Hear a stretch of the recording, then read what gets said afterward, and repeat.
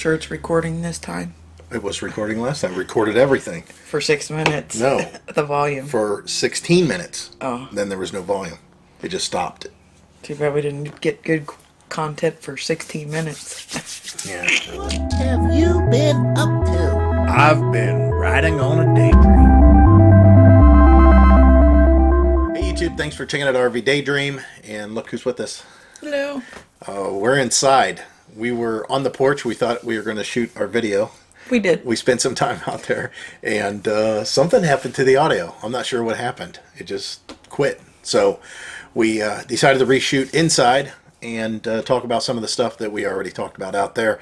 And it was basically us talking about what we kind of discussed a little bit one-to-one. And it was late one night, and I was getting ready to take my son to work, and I was sitting on the edge of the bed, and Heidi and I was talking about all kinds of things, and I said, you know what, maybe we should put this on video. So what's the main thing that we were talking about? We're looking at a new camper, and it's probably not going to be our forever camper. We got caught up in trying to buy what we thought we would need to go long-term, full-time. When in reality, we know that now, we just had to kind of think about it, that that's not going to be the case. We don't need to buy what we're going to possibly stay in, because we don't know what it's like to live full-time on the road yet. But that doesn't mean we're not going to get a different RV. And in a nutshell, there's two plans that kind of, and I talk about floor plans, that kind of appeal to us. And one is in a 30-foot model that weighs about 7,500 to 8,000 pounds. And it's a double door. It has basically a fifth wheel layout, which most fifth wheels, bedroom in the front, bathroom walk through encompassed with the bedroom somehow, couple steps down, and then usually a kitchen area, maybe some seating on the left, and then the rear living area. So we're looking for a travel trailer that has what they call the rear living area, or RLS is most of them. So the back door, once you go into this travel trailer, to the left is a couple of recliners or rockers or some kind of chairs, or an area. And then straight ahead of you is a slide that has a dinette and a couch in one way or the other. And then once you're entered into the camper and walking towards the front, the kitchen's on the right normally. And then the bathroom, and then of course the bedroom. The problem that we have is we've always said we want a bigger bathroom. That bathroom we have so small you can barely move around in there. Usually what happens is if I'm using the bathroom, Heidi and I is the type of person that we have never used the bathroom necessarily with the other person in the bathroom. The bathroom is personal time. It's between the person that's in the bathroom and the bathroom. Not for somebody to be coming in there doing their makeup, or for me to come in and brush my teeth while she's using the bathroom. Now, not to say that hasn't happened over 27 years or 28 years or whatever, but maybe one time possibly. Yeah, it's just not what we do. So in the camper we currently have now, we found that there's been times that, you know, Heidi's been outside cooking or whatever, and I've come in and used the bathroom and just left the door open so I have more leg room, because it's just too small. So we're trying to find a good bathroom design, number one. And again, the double doors, we like that. And we do like that rear living situation. But right now, that's not really needed. We want to address what we need right now. Even if we just went camping for an extended period of time. And that is a seating arrangement that will allow her to sit down and me sit down and have an area for my computer and my hard drives and my cameras and maybe some of my gear. Right now, as it stands in our camper, you've guys seen it. Yeah, it's just a couch with like a big table. That's just not long enough. So when it's time to eat, I got to put everything away, and that's fine. Which we know there's going to be compromises once we're into full timing. I mean, I'm not going to have all my video gear on board. There's no way that I'm going to have all my lighting and all the tripods and everything that I do but you'd for at want home. Your computer set up all the time. I I do. mean, so you have to have a desk. We do. That's why every time I look at the floor plans, I'm like, where could you put a desk at? What could you take out to put a desk in? Yeah. Now, you know, do you need a desk? Or, hell, we don't even have a kitchen table right now, so. Yeah, we hardly used our kitchen table, so it's like, forget it. Why do we even bother having it? I mean, maybe that could be the desk. Yeah, that could be the desk, the dinette. So we'll have to find something that has extra seating. We know that. Other than that, our camper's okay. For how old it is, it's a little bit heavier. For a 24-foot camper, I mean, fully loaded, that thing weighs 6,300, 6,400 pounds. When we went down to Kentucky, or Tennessee, well, Kentucky and then Tennessee, we were at about 5,500 pounds, so the scale said, on our axles. Not very much weight at all. I love that ability. I love the fact that it's not very much weight.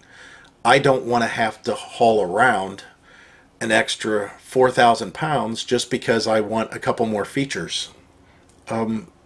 We want our living to be outside of the camper.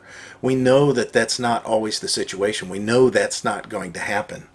We know that there's going to be times that we're going to be in the camper, or we might be coming home from work and not want to see any more outdoor. We just want to relax inside, do whatever, and then, of course, videos will be involved, and then, go to bed.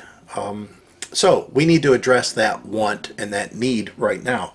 So basically what we need to be looking for is a camper that's a little bit bigger. So what we're going to do is try to find something that might be about 4 foot longer, in the 27-foot range. And the nice thing about it, it's going to be newer, so it's going to be more lightweight. When I say lightweight, I mean it's going to be the same weight as what we have. I can add 3 more feet and more features on a new camper and have the same weight as that old camper. I mean, that old camper is built really well, but it's built with wood. Everything's wood. They didn't do any kind of light weightening, at the time. They just knew that the bigger the camper, the heavier they were. So as far as getting a 27-footer that has a dinette, maybe with a slide, or a couch and a slide, with some decent amount of wardrobe, and definitely a bigger bathroom of some kind, whether it be a pass-through or some kind of separate little thing, or where the toilet's in one area and the bath and sink is somewhere else, or the sink's outside and the shower and toilet's together, or maybe it's all together, but it's a bigger room and it's got a corner shower, something like that. And then, of course, a queen walk around. That's our main concerns. And that's well within our budget as far as what we're going to find. And that will address it now to get us to what we think we would like right now. That's what we kind of got caught up, was that we were looking to purchase what we're going to live in forever. And it's just not needed. It's not necessary. And we don't know. Maybe what we get into, we might be okay with, and it might be fine because we've adjusted our lifestyle for that. We just don't know. It's hard telling, and who knows, on down the road, if it gets to the point where we are going to go full time, we're selling everything.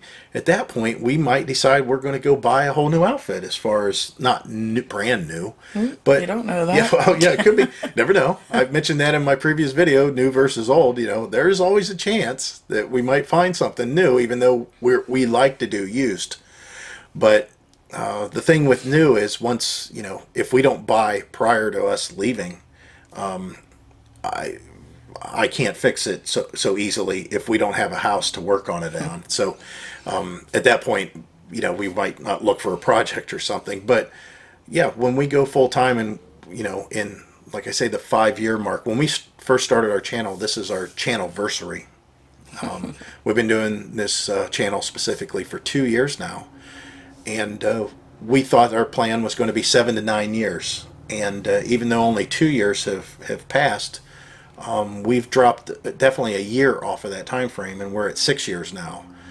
So everything's looking pretty good, and that was the long view. I mean, we could do it as early as 4 years. I mean, a lot of things can happen in 4 years. A lot of things can happen in 2 years. We were going to take you guys along today to go look at RVs, but it got goofy outside. I The mean, weather's not on our side. It's snowing today. Heidi has a couple days off in a row, and I told her on Wednesday we should go look at RVs. We'll go to the lot and ask the salesman if it's okay if they open up a couple RVs we're interested in, just so we can get in and spread our wings, stretch our legs, sit down in chairs, just feel what the overall roominess is inside of the RV. Of course, it's going to be greater than what we have, but how much greater? And can we picture, my laptop sitting there and how much stuff it's taking up? And can we picture our clothes hanging up and what we've got room for? So that was the plan on Wednesday when it was 39 degrees and the ground was bare. It was wet, but it was bare. And now we're into weather that I don't think you can see out the window here, but it's 4 degrees with the wind chill. The wind is whipping out there, and we got about 3 inches of snow, and we still got snow falling. It's not heavy. This is lake effect bands that are just coming randomly. We don't normally get a lot of snow from that, but we do get cold wind. Because if it's snowing here because the lake effect, that means the wind's blowing so hard it's blowing that precipitation or that moisture from Lake Erie, and we're not exactly close to Lake Erie. We're an hour or so away, about an hour. So the fact that we didn't get to do that today, we thought we'd sit down and talk about it a little bit. Thing is, I know a lot of you guys saying, well, you just need to do it. You just need to go out and do it. Yeah, we know that, but we still have, well, we haven't updated you guys on that. Our daughter had moved back home, and I updated you guys on that quite some time ago, that she had moved back, and we had stuff out in the garage and that. And I never really updated past that. I mean, she's been out of the house for a couple of months now. She moved into an apartment. She stayed here for a while. She still has a bedroom. That's why we're kind of out here. We're not back in there yet, because occasionally she does come back to the house and stay. Her car sits in the driveway. I made her buy a car. I just figured she'd go get her license on her own by that, having a car out there to use. But she doesn't. She'd rather catch rides whenever she needs them. I don't think she has the desire to drive. I know. So her car I make sure the tires stay aired and start it and move it every once in a while for her. But she's out of the house, and our son, he's still here, but he's working, even though he's part-time, he's working a decent amount of hours, and he's saving his money up because he's tight. Yeah, he is. He's tight with his money. If you don't make him pay for something that he should pay for, he'll ask us, hey, I need you to stop at Wendy's to get some food. And when we get to Wendy's, he's, even though we're not buying anything, he's expecting us to pay for it, which we buy all the groceries at home. And he doesn't pay for anything here at all. His car insurance. Yeah, he pays for his car insurance. Oh, and he does pay for his cell phone. Yeah. Have I just turned that over to him? But she pays for all his medical insurance and pretty much, all the groceries and everything, and all the laundry soap and anything he needs for his hair. I'm glad that he's tight with his money. Yeah. Because he'll definitely be able to do what he wants to do. So what I was getting to there, and I got off track, was that even though he owns his car out there, he was talking that he wants to go ahead and become a van dweller, an urban van dweller, which I think we must have rubbed off on him. He doesn't watch, I don't think he's ever watched, first of all, I don't think he's ever watched any of our videos. Probably not. And he doesn't watch any videos that we watch, but I did talk to him about van dwelling, so he did get online and he looked at that. And he seems very interested in it. So what he's saving for right now is a good cargo van that we can convert over. And at that point, he's going to decide how he wants to live. He's probably going to, it's probably going to take him about a year of moving around in the van and just learning how to deal with being a van dweller and using the house as a home base, a place to get his water, to take his showers, whatever. He's got to get his license too. Yeah, that's funny too. Yeah, he's a lot better though. He drives all the time because he drives back and forth to work, being at the house here, and he went ahead and scheduled his driver's test. We'll have to see how that works out. He does okay, but he's never done maneuverability. I've kind of showed him what needs to be done, but You know, he can fail. It's not a big deal. He's got a few more tries he can do. It's Never know, he might pass. he might pass, yeah. So we'll look forward to that. But that's going to allow us to have the house empty. Now at that point, we've got to go over Heidi's situation as far as how it's going to hurt her or help her whenever she leaves her job. You know, how much money she has in her retirement, how much money she has that's going towards her Social Security, and how she can draw from that, and at what age she can draw from that, and what she needs to be doing up until that point. I know that we talked about we're trying to figure out a way, for her to have some sort of an income, but she's brought up a good point. What are you going to do? Just go get a job. Just wing it. Yeah, wing it. Just wing it. And how bad could it be? Yeah, exactly. We see so many people. I see, it's the day in and day out things that we get tired of. That's the reason a lot of people are doing what we want to do. And every day I think, man, if I was just that much closer, I could just throw in the towel today and be done, and we could get out there. We're not really ready. Right. But just like he said to me earlier, that I was not on board a few years ago. Not that I wasn't on board, but I'm like, oh yeah, that ain't never gonna happen. But now, the more I realize that this day in, day out work deal is really not for me anymore. I still like my job, but there's too much in life than just doing what I'm doing now. Yeah, I know we're preaching to the choir. Yeah, you guys are all watching because you feel the same way. Right. But it's definitely something that she wasn't gung-ho at first. That was the thing. She wasn't gung-ho. But now, Change. Now she's like, okay, I see it, I understand it.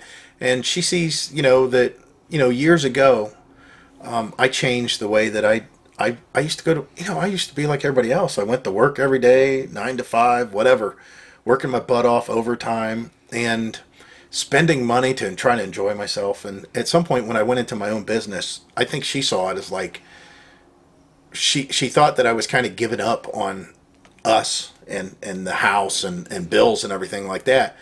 But it wasn't that. It's just I chose to earn my money differently, and it was so relaxing to me. But the thing was we did have enough bills that put strain on her to where she was, working a lot harder to fulfill all these obligations we felt we needed to have at the time. I mean, we had, like everybody, cable and satellite and every channel you can imagine, and even before the internet, we had quite a few expenditures. I would go bowling all the time, which that tied up a lot of my money. We thought we had to have new cars. We both leased new vehicles, and of course all the insurance that came with that. And of course Christmases were just through the roof as far as money there. And then buying toys, for the kids or for ourselves, it didn't make a difference. The money was going out. But whenever I got into my own business, and the money on my end was starting to get a little bit thin at the beginning, because how businesses, when they start, they pretty struggle. Pretty much, I still had money coming in, and it was just so nice. I mean, I got up in the morning at my own leisure, and I went out and I worked on stuff. And there was times that I had to work my butt off, but still, it was just a different way of thinking. So now, she's getting into that mode of, well, I see that there's a good chance that I could do the same thing. I could do the exact same thing and be free of all this. But there's a lot of things that we have to do, and one of them is, of course, downsizing. And instead of trying to rush it all in like the last year of us going full-time, we think that, and again, we discussed this at bedside with each other, that we were going to sell everything we could possibly think of that's extra. We're going to downsize the house, basically. We're going to downsize the house to the bare minimum. We're going to start now. We're going to start now. We're just going to start getting rid of stuff this year. I think that my biggest task for me personally, I know, is my tools. I need to downsize into a a usable toolkit, you know, make a toolkit that's very portable, easy to move, that has all the basic tools in it. And then I need to have another toolkit that might be a little bit more involved for some of the other bigger repairs. Now, at that point, I want to look at both of those toolkits and see if there's any possible way they could be consolidated, or if there's any way that I can make them so small that I don't have to worry about having two separate kits. Just to give you an idea, I have enough tools out there to make at least 5 complete toolboxes for somebody to have enough tools to make almost any repair you can imagine.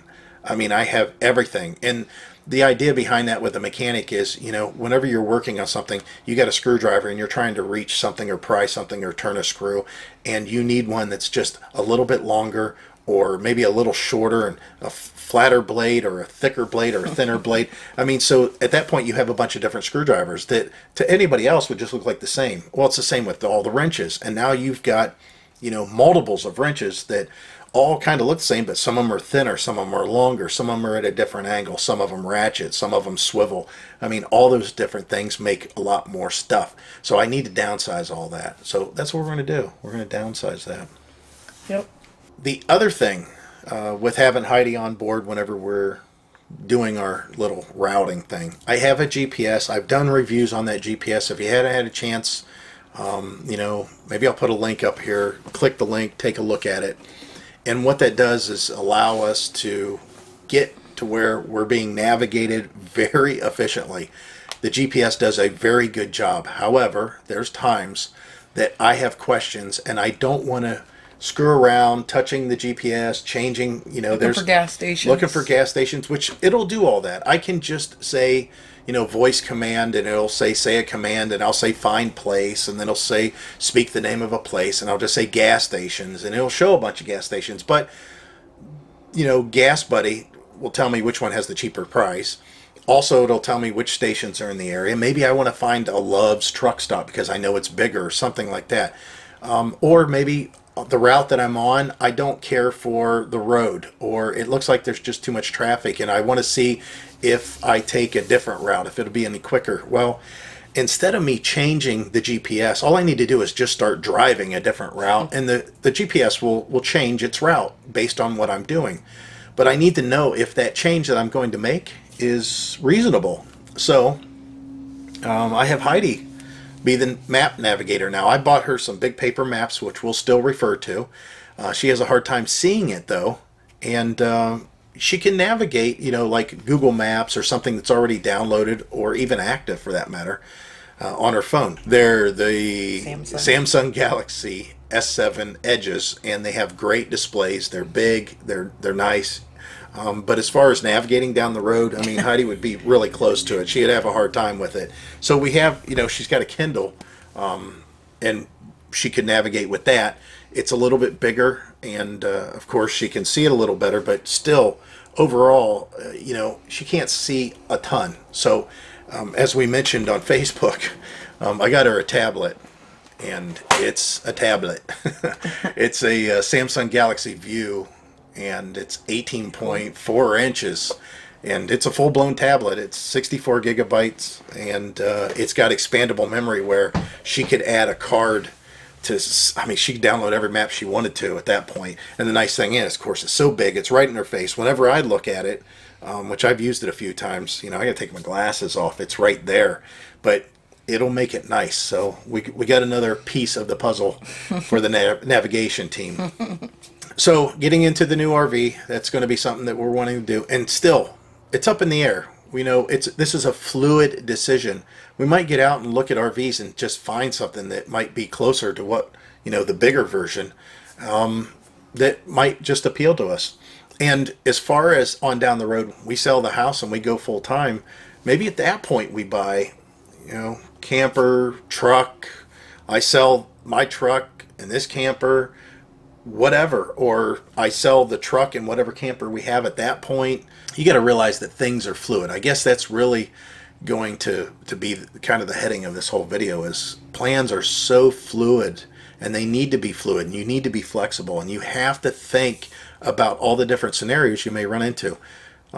We were dead set thinking we were looking for the camper that was going to be the forever camper. And here we just want to go something a little bit bigger than what we currently have to make life easier right now and see if we can live with what we get. So for us sitting in the house here and it being winter and so cold and snowy, I mean, it gets us to where a little bit of cabin fever and just really wanting to get out and just get away from all this.